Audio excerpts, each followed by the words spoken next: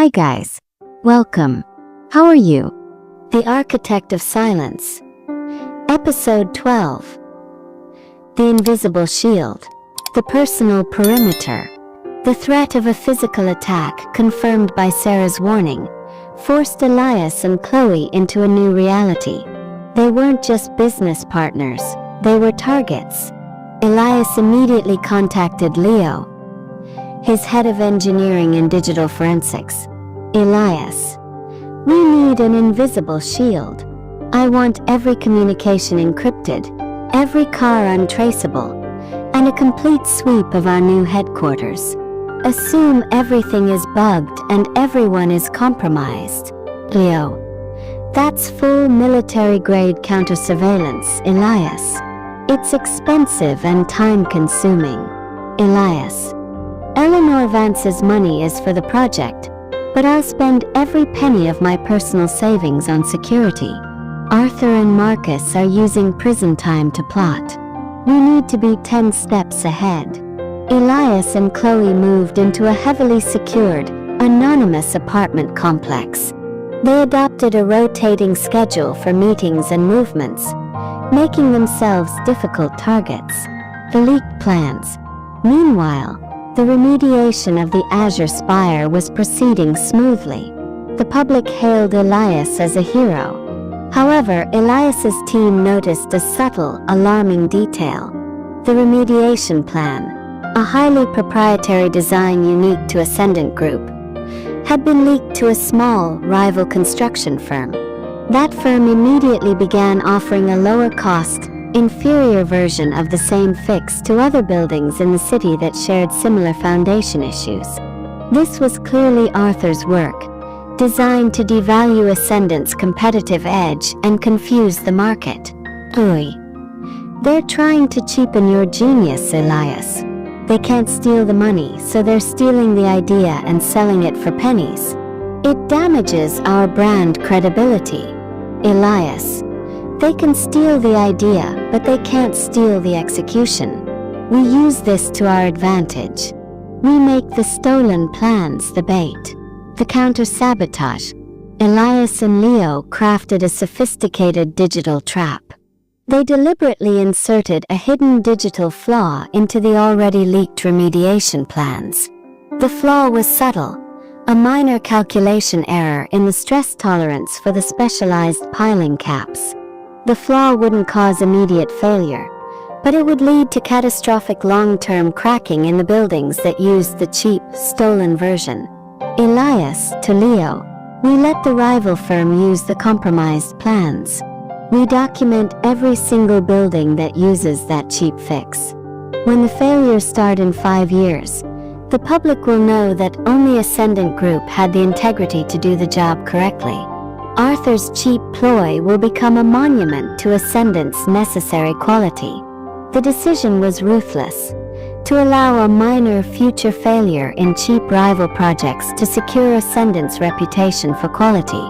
It was a strategic, cold-blooded business move, pure revenge channeled into corporate strategy. The unseen tracker, cliffhanger.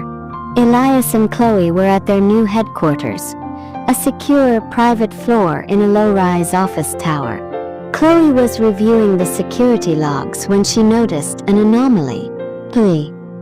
Elias, look at this.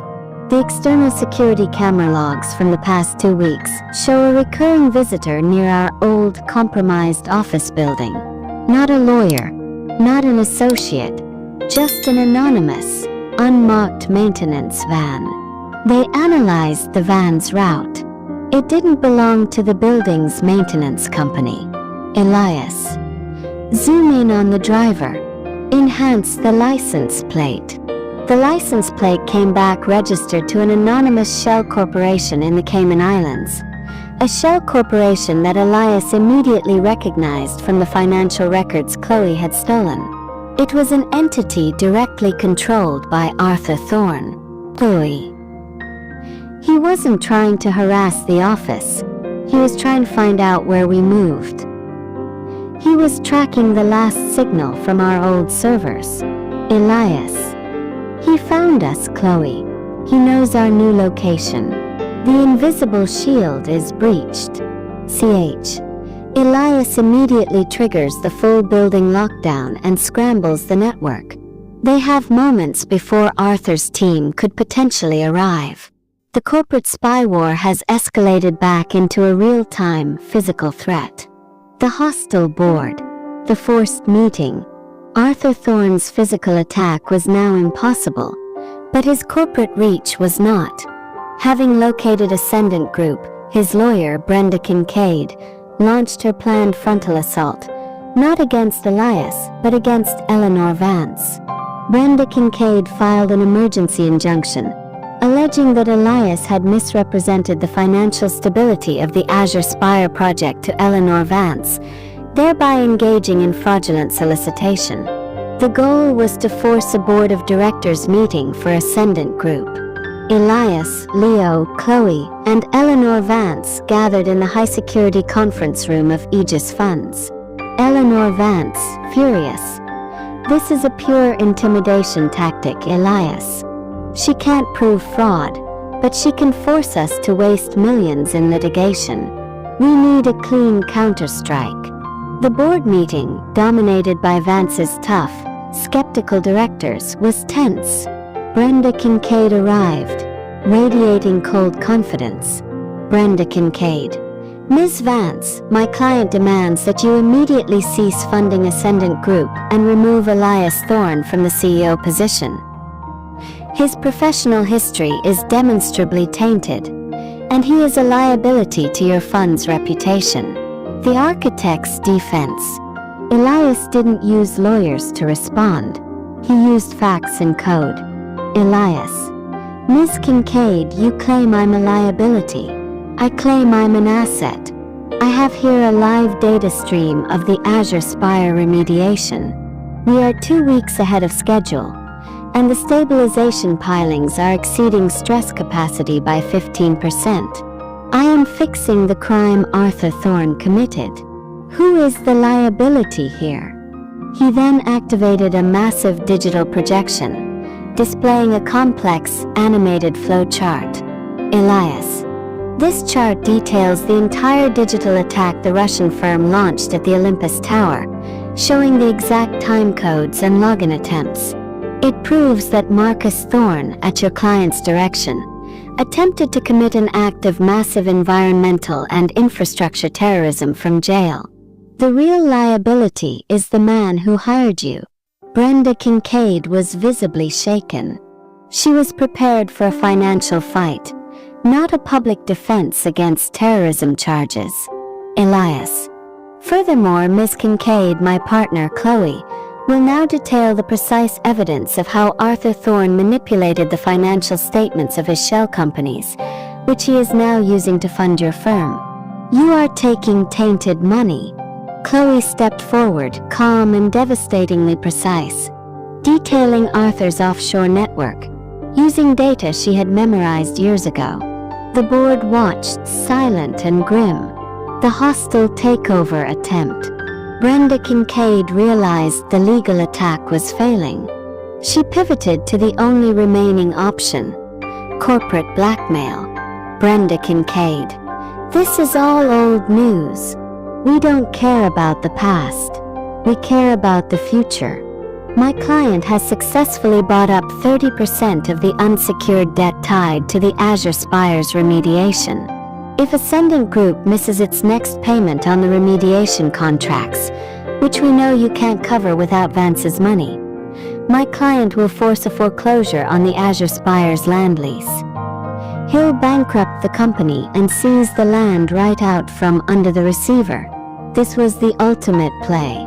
Arthur was betting Elias couldn't pay the immediate operating costs of the remediation. Eleanor Vance, to Kincaid, cold as ice. My funding is tied to the completion of the Olympus Tower, not the remediation of Arthur's mess. Your client played this well, Ms. Kincaid. Eleanor Vance looked at Elias, her expression questioning his ability to solve the crisis. The unforeseen cash pool, cliffhanger. Elias had anticipated this, but his face remained impassive. He looked at Kincaid and then back at Vance. Elias. I don't need Ms. Vance's funding for the remediation costs, Ms. Kincaid. He pulled up a final digital document, a receipt of funds transferred to Ascendant Group that morning. Elias. The Azure Spire remediation costs are covered. Fully. You see, when Arthur Thorne's estranged son, Marcus, tried to destroy his own sister, Sarah Vane, he forced her to empty her entire estate into an escrow account. That account, now legally clean, was controlled by me to ensure her safety. Elias. Sarah Vane, an honest citizen and whistleblower, decided this morning that the best use of her legally clean funds she earned while working for the Thorne Group, was to guarantee the safety of the Azure Spire. The cost of the remediation is covered by the money Sarah Vane earned while working for the Thorne Group. The Thorne money is now paying for its own destruction. Brenda Kincaid stood frozen, realizing the money she was trying to seize was now legally protected and being used for good. Her attack had been utterly neutralized. Sage. Eleanor Vance smiles, a genuine rare display of triumph. She slams her hand down on the table. The hostile takeover is rejected. Get out, Ms. Kincaid. Elias watches Kincaid retreat, knowing that he has won a decisive public victory, funded by the very mechanism of the initial betrayal.